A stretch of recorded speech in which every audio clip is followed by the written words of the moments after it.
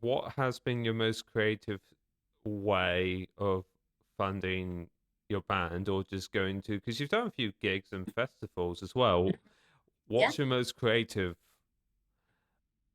method that you Oh, had to use? Not you just did it because it was fun. No, you generally had to, otherwise you were screwed. yeah. All right. So we, when we started, um, I was working, um, in a pub, so my wage wasn't very high.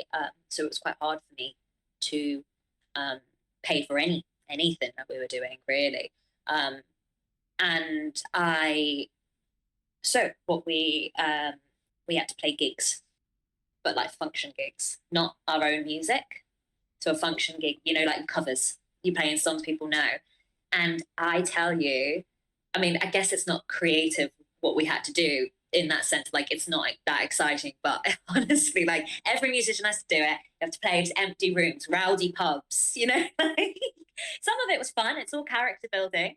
Um, but I'd say like that was like, if we didn't do that, we were screwed. We couldn't, we basically had to do that if we wanted to keep the band going because physically couldn't afford, and obviously like it wasn't fair for one person to pay for everything.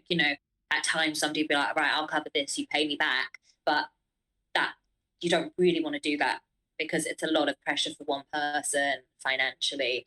And that, whenever money gets involved, it can cause issues. You don't want the finance when you're trying to be creative and do something together. You don't want finance, like, oh, you still owe me that, 100 quid or something.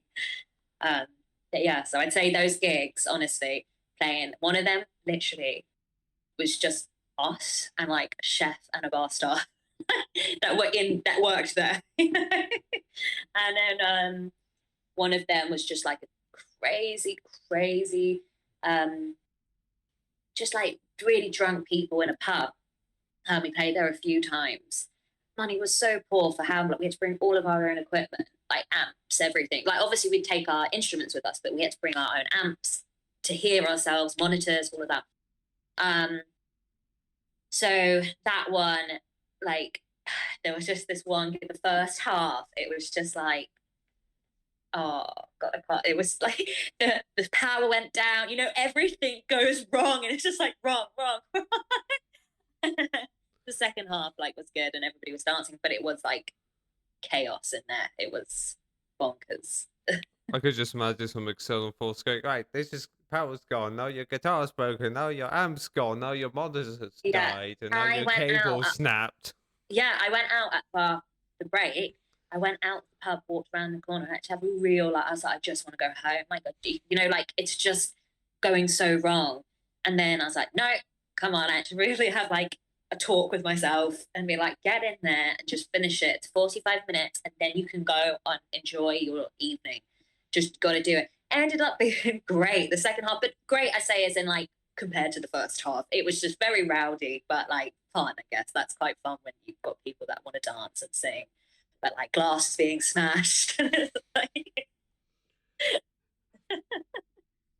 yeah, but yeah, yeah. That is obviously like it is fun when you have that a lively audience.